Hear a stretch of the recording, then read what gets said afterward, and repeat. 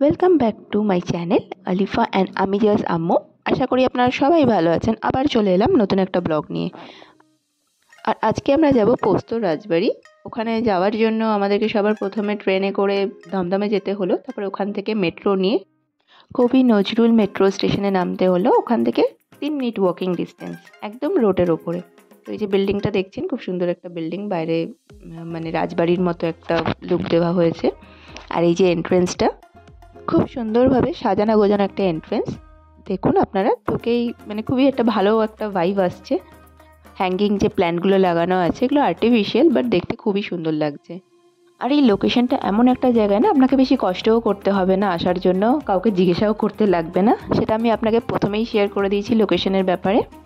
আর এই পোস্ত রাজবাড়ি হলো বাই ভূতের রাজা দিল বর।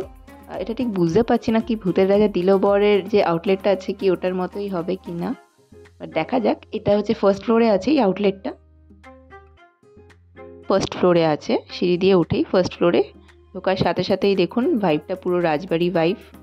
ওপরে সিলিংগুলো রাজবাড়িতে যেমন পুরোনো দিনের বাড়িতে যেমন সিলিংগুলো হয় ওরকম টাইপের সিলিং, ফ্লোরটাও ব্ল্যাক অ্যান্ড হোয়াইট ফ্লোরিং। আর এখানে আসার সাথে সাথেই আমাদের ওয়েলকাম ড্রিঙ্ক সার্ভ করা হলো। সবার প্রথমে দুটো গ্লাস রেখে গেল, তারপরে ওরা মাটির ভাঁড় বলবো না, মানে চীনা মাটির আর কি, ওরকম টাইপের একটা গ্লাসের মধ্যে আমাদেরকে ওয়েলকাম ড্রিঙ্ক দিল, যেটা ছিল আম পান্না আনলিমিটেড। আর এই যে মেনু দেখতে পাচ্ছেন, আমি সব শেষে মেনুটা শেয়ার করেছি, আপনারা চাইলে দেখে নিতে পারেন। খুব রিজনেবল প্রাইস এখানে। আর আমরা বুফেট নিয়েছিলাম যেটা ছিল 799 বুফেটের মধ্যে মাটন ছিল, বাট ভেটকি পাতুরি ছিল না। সেটা ভেটকি পাতুরি নিতে গেলে 899 দিতে হবে। কিন্তু যেহেতু আমি মাটন খাই না, তো আমাকে বলা হয়েছিল যে মাটনের বদলে আপনি ভেটকি পাতুরি নিতে পারেন, ওটা 799 মধ্যে হয়ে যাবে। তো ওদের এই ব্যাপারটাও খুব ভালো লাগলো, যে সার্ভিসটা তো অসাধারণ। সার্ভিস নিয়ে কোনো কথা হবে না, 10 out of 10 ওদের সার্ভিস। তারপরে আমরা এবারে চলে এলাম আমাদের খাবারের দিকে। সবার প্রথমে স্টার্টার, বাঙালি স্টার্টার মানে তো অবশ্যই লুচি আলুর দম থাকবেই থাকবে। আর এখানে ছিল স্টার্টারে লুচি আলুর দম, আর তার সাথে এগ ডেভিল ছিল। তারপরে স্টার্টার শেষ হওয়ার সাথে সাথেই আমরা মেন কোর্সে ঝাঁপিয়ে পড়লাম, কেন কি স্টার্টারটা একটু লেট হয়ে গেছিলো দিতে, একেই আমাদের অনেক খিদে পেয়ে গেছিলো।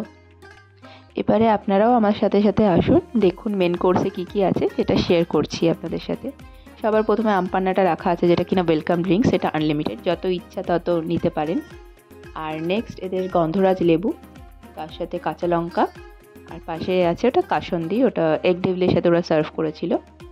এই যে দেখতে পাচ্ছেন আলুর দম, আলুর দমটা দেখেই মনে হচ্ছে আমি আবার গিয়ে একবার ওদের বুফেটটা অ্যাভেল করি, এত টেস্টি ছিল আলুর দমটা। নেক্সট ঝিঙে আলু পোস্ত, সাথে বেগুন ভাজা, তার পাশে রাইস, প্লেন রাইস।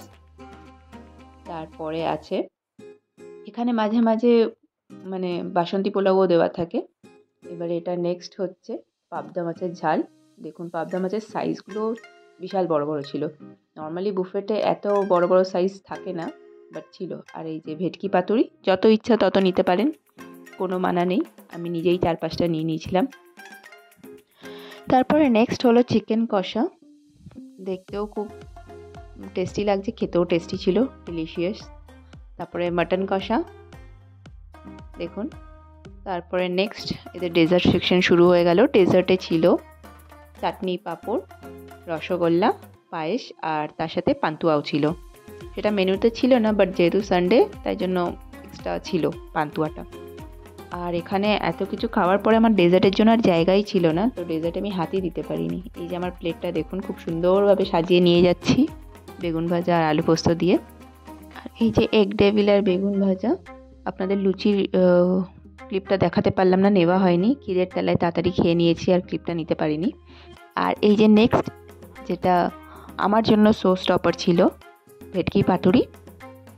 আর এই যে পাবদা মাছ, পাবদা মাছের সাইজটা দেখুন, মানে পুরো প্লেটই কভার করে দিচ্ছে সাইজটা, এত বড় পাবদা মাছের। নর্মালি এত বড় থাকে না, আমি আগেও অনেক বুফেট খেয়েছি বাঙালি বুফেট, বাট সাইজগুলো খুবই ছোট থাকে। যেহেতু বুফেট সাইজ ম্যাটার করে না, বাট আপনারা একবার হলেও ট্রাই করতে পারেন। আর টেস্টে বলবো কোনো কিছু খারাপ ছিল না, ভালোই ছিল। যেহেতু ভূতের রাজা দিল বর, তো ওদের তো খারাপ হতেই পারে না।